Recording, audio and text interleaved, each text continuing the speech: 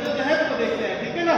अब यहाँ पे क्या हो रहा है, मरियम मगदलीनी जिस प्रकार से वो भाग रही है और चेले भी हैं वहां पे उसके साथ में, जिन्हें समाचार मिलता है और वो दौड़ लगा रहे हैं। अब कब्र में पास पहुंचने की वो दौड़ लग रही है कि वाकई में कौन किसके पहले पहुंचेगा, है ना। और वहां पे क्या लिखा हुआ है हम देखेंगे, सबक के दिन, बड़े सप्ताह के पहले दिन कौम पड़ते ही मरियम मगदलीनी और दूसरी मरियम कब्र को देखने आई, और देखो एक बड़ा भूकंप हुआ, क्योंकि प्रभु का एक दूत स्वर्ग से उतरा और पास आकर उन्हें पत्थर को लुढ़का दिया और उन पर बैठ गया, और उनका रूप बिजली का सा और उसका वस्त्र काले के समान उज्ज्वला था। उसके भय से पहलुए कांप उठे और मृतक का सामना हो गया। स्वर्गदूतों ने स्त्रियों से कहा, मत डरो, मैं जानता हूं कि तुम यीशु को जो क्रूस पर चढ़ाया गया था, ठीक है। वहां क्या लिखा हुआ है, क्या लिखा है, तो हमें 52 संडों में केवल 2 संडे प्रभु यीशु मसीह को ढूंढना। मेरी बात समझ में आ रही है, समझ में आ रही है मेरी बात, है ना। आ रही ना, डायरेक्ट वे में आ रही, इनडायरेक्ट आ रही, है ना। तो क्या करते हैं वहां पे, वो प्रभु यीशु मसीह को क्या गए ढूंढने गए, भैया कहीं खो गया है ना। हम भी हमारे प्रभु यीशु मसीह को कभी कभार ढूंढते हैं, है ना। हमें क्या करना, हमें पाना है, हमें ढूंढना, वो है already, he is there for you, he is a risen Lord, वो पुनरुत्थित प्रभु परमेश्वर है। हमें उसे ढूंढना नहीं है, बल्कि अब हमें क्या करना है, उसे पाना है। वो आपके हमारे मध्य में जीवित है, वो है यहाँ पे, ठीक है। तो वहां पे वो ढूंढने गए। अब बड़ा भय हो गया भैया, वहां पे कब्र के पास पहुंचने पे शायद वो विचार भी कर रही होगी, पता नहीं हम दौड़ तो रहे हैं, जा तो रहे हैं कब्र के पास में तीसरे दिन, पता नहीं कौन हमारे लिए वो कब्र का पत्थर उठाया, हम उसे कैसे देखेंगे, उसके ऊपर हम लेप कैसे लगाएंगे, सब बहुत सी ऐसी बातें रहती है ना। हम क्यों जाते हैं कब्र में तीसरे दिन, तो क्या बोलते हैं उसे, मोमबत्ती लगाने के लिए, हार चढ़ाने के लिए, अगरबत्ती लगाने के लिए, तमाम बातें करने के लिए, बहुत सी ऐसी बातें रहती हैं। और मरियम मगदलीनी भी शायद इस प्रकार से मैंने मिलकर ढूंढने गई, भाई इस प्रकार से रहेगा क्या होगा। तो इतिहास की घटनाओं में इस प्रकार से लिखा है, और वहां पर स्वर्गदूत जो बैठे थे उस कब्र के ऊपर, उन्होंने कहा, ये जो तुम जैसे ढूंढती हो वो प्रभु यीशु मसीह क्या है, वो तीसरे दिन मुर्दों में से जी उठा है, तुम मुर्दों में क्यों उसे ढूंढती हो। आज हमारा आपके लिए ढूंढने का प्रयास नहीं है, अब वो हमारे लिए पहचानने का, या प्रभु यीशु मसीह को अपनाने का, या प्रभु यीशु मसीह को ग्रहण करने का, या प्रभु यीशु मसीह को अपने जीवन में ओढ़ लेने का, ये आज हमारा व्यक्तित्व होना चाहिए 2024 में। अब हमें ढूंढना नहीं है, बल्कि हमें प्रभु यीशु मसीह को पहचानना है या ग्रहण करना है। अब ये ऐसा समय आता है जहां हम प्रभु यीशु मसीह को निरंतर अपने जीवन में एक साथ उसकी जीवन की दौड़ के तहत या विश्वास की दौड़ के तहत हम उसे प्राप्त करने पाए। ये ईस्टर कहलाता है आज हमारा आपके जीवन में। ये पुनरुत्थान इस बात को ठहराता है, और पुनरुत्थान तभी सफल होगा जब हम उसे पाएंगे, वरना काम तो पहले हो, बराबर है, काम पहले हो गया है सब, आपको और हमको उसे प्राप्त करना है। माँ ने खाना बना के तैयार कर दिया है, खाना तो बेटा हमें अपने हाथ से, कोई और दूसरा खिलाएगा। भोजन तो पक चुका है ना डॉक्टर साहब, भोजन तो पक चुका है, खाना तो अब हमारी इच्छा होती है कि हम दोपहर में खाएं, शाम को खाएं, सुबह खाएं, 40 साल बाद खाएं, 60 साल बाद खाएं, 70 साल बाद खाएं, जब मिले मौका तब खाएं। ले वो देखो, वो भी सही बोल रहा है, आज ही प्रचार हो रहा है। ले तो मेरा कॉन्सेप्ट समझ में आया, ढूंढने के रूप में हमें मसीह को प्राप्त करना है। यशायाह उसके 43वें अध्याय और 13वें पद में भी हम पहली बात इस बात को यहाँ पे इसके पहले अगर हम इस बात को देखें तो यशायाह की भविष्यवक्ता के बारे में ठहराया गया है। यशायाह उसके 43वें अध्याय और 13वें पद में लिखा है, क्या लिखा है कुछ पढ़ लीजिए। आइजाया 43 वर्स 13, आइजाया 43 बेटा 43। हाँ, इस बात को ठहराता है कि क्या लिखा है, मैं ही परमेश्वर हूं और भविष्य में तो किसे ढूंढते हो? सब जगह तो मैं ही हूं, चाहे वर्तमान हो, चाहे भविष्य हो, चाहे भूतकाल हो। तुम्हें ढूंढना अब नहीं पड़ेगा, मैं तुम्हारे बीच में हूं। तुम्हें पहचानना बहुत जरूरी है, आइडेंटिफाई करना बहुत जरूरी है। हमको और आपको हमारे जीवन को उस पहचान में बढ़ाना बहुत जरूरी है, तभी पुनरुत्थान मसीह का सफल हो सकता है। वरना हमने क्या किया है, 52 संडे में से बाकी संडे को हमने प्रभु यीशु मसीह को कब्र में वापस भेज दिया है, बराबर है। और उसके साथ में ना केवल कब्र में भेजा बल्कि पत्थर भी लटका दिया है। भैया तू कब निकलना, जब मेरी मर्जी होगी तब निकलना, वो 2 संडे निकलना, बाकी दिन सब अंदर रहना, ठीक है। तो प्रभु यीशु मसीह क्या बोलता है, पहला वचन हमको और आपको मसीह के द्वारा इस बात को मसीह के रूप में पहचानने के बारे में बोलता है। मसीह को हमें पहचानना इस पुनरुत्थान में कि मैं ही तुम्हारे लिए वर्तमान हूं, भविष्य हूं, भूतकाल हूं। तुम मुझे पहचानो कि मैं कौन सा परमेश्वर हूं। और जाति जाति के लोगों के मध्य में और क्या लिखा है, मेरे हाथ से कोई छुड़ा ना सकेगा, जब मैं काम करना चाहूं तब कौन मुझे रोक सकेगा। तुम्हारा छुड़ाने वाला और इस्राएल का पवित्र यहोवा यूं कहता है, तुम्हारे निमित्त मैं बाबुल को भेजा है और उसके सब रहने वालों को भगोड़ों की दशा में और कदासियों को भी उनकी जगहों पर चढ़ाकर ले आऊंगा, जिनके विषय में बड़ा बोल बोलते। परमेश्वर हर एक बातों को असंभव करने वाला परमेश्वर है ना। कहां बाबुल की गुलामी में तमाम इन बातों के तहत था। परमेश्वर क्या बोलता है, मैं तुम्हारा छुड़ाने वाला परमेश्वर हूं। पुनरुत्थान के बाद मौत से हमें आजाद और रिहाई देने वाला केवल वही हमारा परमेश्वर है, वो जो वर्तमान में, भविष्य में और भूत में दोनों ही प्रकार से एक साथ बना रहता है। पहली बात बोलता है, तुम मुझे पहचानो, that is called the resurrection. आज हमें मसीह को पहचानना बहुत जरूरी है। दूसरी बात क्या बोलता है, मैं बहुत ज्यादा लंबे समय नहीं लूंगा, मुझे मालूम है लोग मेरे साथ सुबह से जुड़े हैं, सुबह 5 बजे से जुड़े हैं, मेरे साथ में आए हैं, मसीह के रूप में हमारे साथ में सहभागी हुए हैं और बहुत सुंदर गीत गाया है ना। मेरा सरमन देने का ज्यादा उपदेश बनता नहीं है आज, क्योंकि गीतों में ही सारे संदेश हो गए हैं, है ना। तो दूसरी बात, प्रभु यीशु मसीह के बीच में क्या बोलता है, प्रभु यीशु मसीह जो क्रूस पे चढ़ाया गया वो हमारा और आपके लिए बलिदान होता है, वो हमें बचाने के लिए वो हमारे जीवन में आता है। दूसरा कुरिन्थियों उसका 5वां अध्याय और 14 से 15 पदों के बीच में हम देखते हैं, वहां पे मरियम और मरियम मगदलीनी जिस प्रकार से वो दौड़ रही थी, जिस प्रकार से वो प्रभु के जीवन के लिए देखने के लिए वो दौड़ रही थी, आज हमारे और आपकी दौड़ प्रभु यीशु मसीह को देखना नहीं बल्कि उसको पहचानना है और उसके व्यक्तित्व को जीना बहुत जरूरी है। व्यक्तित्व में जीना हमारे लिए बहुत जरूरी है। वर्तमान में हम जीते हैं, वर्तमान में हम क्यों जीते हैं?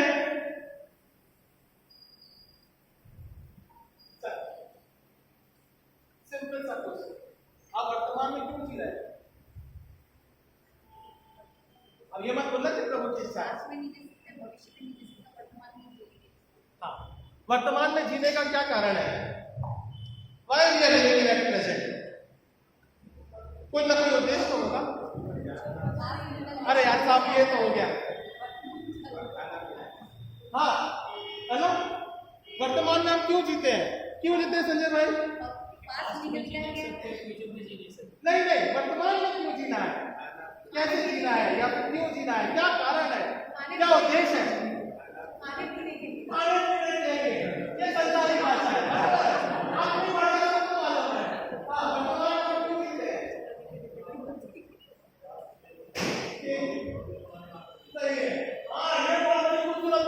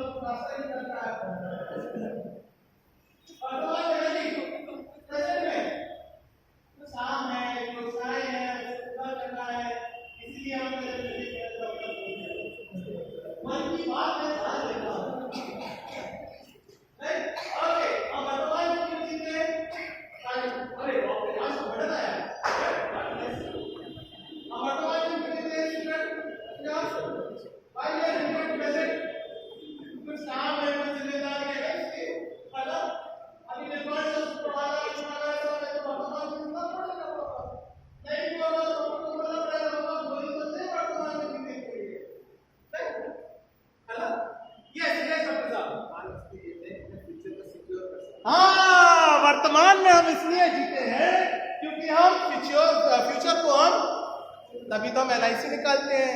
नहीं, अंजलि सिंह FD निकाल के रखी होगी, बताना नहीं, है ना। फ्यूचर को हम सिक्योर करने के लिए, है ना, वर्तमान में हम क्यों जीते हैं, ताकि हम हमारे भविष्य को बचा सके। प्रभु यीशु मसीह उस समय वर्तमान की परिस्थिति को नियंत्रण करने के लिए 2000 वर्ष पूर्व हमारा और आपके लिए बलिदान होता है, ताकि वह हमारे भविष्य जीवन को क्या कर सके, सिक्योर कर सके। आज हम 2024 में मसीह में उसके जीवन की बातों को हम कराते हैं, गवाहियों को बोलते हैं, गीतों को हम गाते हैं। क्यों? क्योंकि हमारा भविष्य क्या हो सके, मसीह में सिक्योर हो सके। अब मेरी बात समझ में आ रही? ठीक है, अब यहां से आप जाओगे तो पुनरुत्थान के बारे में समझ में भूलोगे। हाँ, आने वाले संडे की बात अलग है। तो क्योंकि हम मसीह में अपने जीवन को बचा के रखते हैं, है ना। वो हमारे लिए एक सामर्थ का कारण बनता है, वो हमारे और आपके लिए जीवन का कारण बनता है। हाँ, 2 Corinthians chapter 5, okay, 2 Corinthians chapter 5 verse 14 and 15। हाँ, क्या लिखा है? क्योंकि मसीह का प्रेम हमें विवश कर देता है, इसलिए कि हम ये समझते हैं कि जब एक सबके लिए मरा तो सब। अब हमारे लिए क्या बात है, हम वर्तमान में इसलिए जीते हैं, ये वर्तमान में जीने का कारण मसीह ने इस बात को ठहराया है कि मसीह ने अपने प्राणों के माध्यम के द्वारा हमारा और आपके शारीरिक या पाप के बंधनों को उस समय खत्म कर दिया और हमको और आपको आज वर्तमान में आजाद। मेरी बात समझ में आ रही है? मसीह ने 2000 वर्ष पूर्व आपको और हमको बलिदानिक रूप में अपने जीवन के साथ में लहू के द्वारा हमें आजाद कर दिया, ताकि उसके द्वारा हम वर्तमान में अनुग्रह के द्वारा स्वतंत्र जीवन को हम जीने पाए। आइए, क्या लिखा है?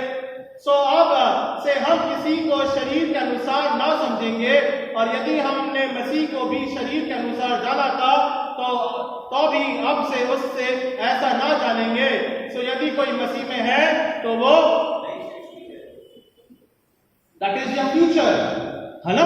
ये वर्तमान समय आज हमारा, और आने वाला भविष्य भी इसी प्रकार से आधारित रहेगा कि जो कोई मसीह में है वो नई सृष्टि है, पुरानी बातें बीत गई, अब देखो सब नया हो गया है। सो मसीह हमको नया बनाता है, और ये हमको और आपको वर्तमान के लायक बनाता है कि हम उसके जीवन को हम जीने पाए। ये दूसरी बात पुनरुत्थान के बारे में मसीह हमारे लिए ठहराता है। जो मरियम मगदलीनी इस बात को सोच रही थी या भय खा रही थी कि ये क्या होगा या कैसे होगा, प्रभु यीशु मसीह ने उसे उनके उस समय के वर्तमानिक जीवन को परिवर्तित करके, दर्शन दे करके, चेलों के मन में अपने जीवन को ठहरा करके उनके भविष्य के जीवन को बदल दिया। ये इस प्रकार से हमारा आपके लिए ठहराता है। तीसरी और अंतिम बात, प्रभु यीशु मसीह के साथ हमको और आपको किस बात को ठहराता है पुनरुत्थान, कि we do not have to fear. अब हमें डरने की जरूरत नहीं है। डर किस प्रकार से था? मसीह यीशु हमारा और आपके लिए भविष्यवाणियों को पूरा करता है। वो भविष्यवाणियां अगर पूरी नहीं होती तो शायद वो डर बना रहता, पर मसीह ने उस डर को खत्म कर दिया और भविष्यवाणियों को पूरा किया है। फिर उसके बाद में दूसरी भय, जिस प्रकार से वो मसीह का मरियम मगदलीनी और मरियम सोच रही थी, जो भय के बारे में बता रहे हैं, वो इस बात को है कि प्रभु यीशु मसीह ने मुर्दों में से जी उठा और उसने हमारे भय को दूर कर दिया। तीसरी बात, जो भय जो हमारे और आपके जीवन में था, कि हमारे लिए इसके बाद में, इस शारीरिक जीवन के बाद में या इस समय के बाद में, इस पृथ्वी में रहते हुए हमारा जीवन अब आगे कैसे होगा, उस भय को भी परमेश्वर ने खत्म कर दिया और प्रभु यीशु मसीह को कहां बैठा दिया? स्वर्ग में, परमेश्वर के, मैं कहता हूं उल्टे हाथ में।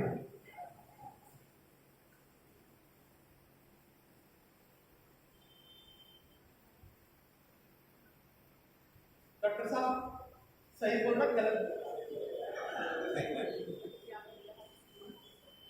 क्या लिखा है वचन में? प्रभु यीशु मसीह कहां बैठा है? लेफ्ट और राइट? राइट। कंफर्म है? लॉक कर दिया है? यस। करोड़ों में रुपए, करोड़ों में जीवन आपका, ठीक है। दाहिने हाथ जाके बैठा दिया, मतलब हमारा और आपके लिए उसने जीवन को सिक्योर कर दिया है, भविष्य की योजनाओं को उसने हमारा और आपके लिए करा दिया है।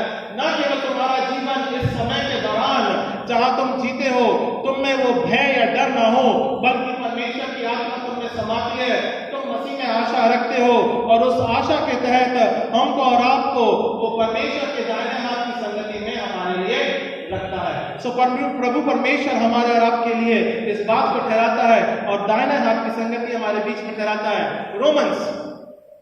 रोमन्स चैप्टर 4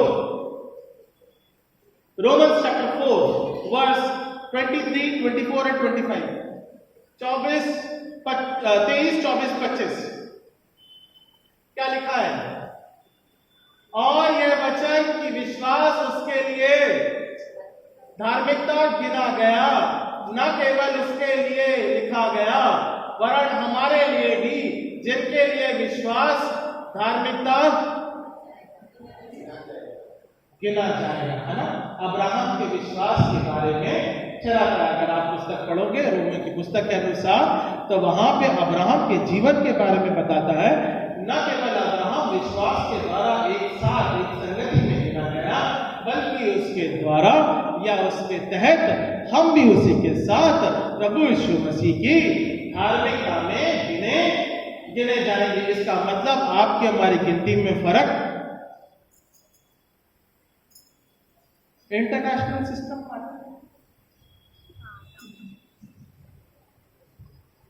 संजय भैया, ये प्रश्न आपके लिए, ध्यान से सुनना। इंडियन सिस्टम काउंटिंग कैसी होती है? 1, 10, 100, 1000, 10,000, लाख, 10 लाख, करोड़, 10। इंटरनेशनल सिस्टम 1, 10, 100, 1000, 10,000, उसके बाद में 100,000, वो नहीं होता, टीचर नहीं, 100,000 ना, और फिर मिलियन, और फिर 10 मिलियन, और फिर 100 मिलियन, है ना। समझ में आ रहा है क्या किया उसने हमारे लिए? क्या किया? वरन हमारे लिए भी, जिनके लिए विश्वास धार्मिकता गिना जाए, है ना। ना केवल आप इंडियन सिस्टम के अनुसार आप गिनो, चाहे इंटरनेशनल सिस्टम के अनुसार गिनो, चाहे जैसे भी आप गिनना चाहो। कहने का मतलब चाहे आप भारतवर्ष में हो, भारत से बाहर हो, भारत की दुनिया में हो, नहीं हो, कोई प्रकार से, कोई भी जाति, कोई कुटुंब, किसी भी प्रकार से बुलाओ, यदि प्रभु यीशु मसीह पे हमारा विश्वास रखते हैं, तो उसकी धार्मिकता में हमारा जीवन को रखते हैं, तो हम उसकी धार्मिकता में क्या हो जाएंगे? गिने जाएंगे। You are counted in his righteousness. परमेश्वर हमारी गिनती में कभी कोई भेद नहीं करेगा। तुम इस देश के, इस प्रांत के, इस प्रजा के, इस जाति के लोग नहीं हो, तुम जिस भी प्रकार से हो, तुम अगर मुझ पर विश्वास रखते हो उसी प्रकार से तुम गिने जाओगे। अर्थात हमारे लिए जो उस पर विश्वास करते हैं, जिसने हमारे प्रभु यीशु मसीह को मरे हुओं में से जिलाया, वो हमारे अपराधों के लिए पकड़वाया गया और हमारे धर्मी ठहराए जाने के लिए जिलाया भी, वो हमारे आपके लिए जिलाया ताकि हम उसकी धार्मिकता में गिने। तो परमेश्वर हमको और आपको अपनी धार्मिकता में गिनता है, बढ़ाता है, एक संगति रखता है, एक सहभागिता कराता है, जिसके द्वारा हम मसीह में एक हो जाता है ना। तो मसीह का पुनरुत्थान इस बात को बताता है कि हम उसको पहचाने, उसके जीवन में अपने जीवन को बनाए रखें। अब कोई भय या डर नहीं है, बल्कि मसीह ने हमें स्वतंत्र किया है और वो स्थान तैयार करके दिया है जिसकी आशा न केवल हम पृथ्वी में रहते हुए, बल्कि उस स्वर्ग के राज्य में पूर्ण करने पाएंगे। तो परमेश्वर के तहत हम स्वर्ग के राज्य में वास करने पाएंगे। परमेश्वर की आशीष करने पाए इस वचनों के माध्यम के द्वारा हम परमेश्वर आप सबों को बहुतायत की आशीष प्रदान करें। आइए हम प्रार्थना करें। महान परमेश्वर आपके नाम को धन्यवाद देते हैं पिता। हमें पिता परमेश्वर अपनी धार्मिकता में देता है ताकि हम तेरे सहभागी होने पाए। पिता परमेश्वर अपने जीवन के तहत तो पिता हमारे जीवन में से डर को भगाता है, जबकि पिता परमेश्वर 2000 वर्ष पूर्व पिता हमारे लिए किया, उस क्रूस पर रहते हुए पिता अपने प्राणों को ठहराया ताकि उसके लहू के माध्यम के द्वारा हम छुटकारा प्राप्त करें। उद्धारकर्ता प्रभु परमेश्वर की बतूली राजाओं का राजा प्रभु पिता परमेश्वर के द्वारा हमारी अगुवाई का आज के दिन को पिता बड़े आनंद धन्यवाद के साथ तेरे समक्ष रखते हैं। उद्धारकर्ता यानी कि प्रभु यीशु मसीह के नाम से मांगते हैं, इसी में कबूल कीजिए इस प्रार्थना को। आमीन। ओके, संडे स्कूल आ जाएगा हमारे बीच में, वो अपनी तैयारी के तहत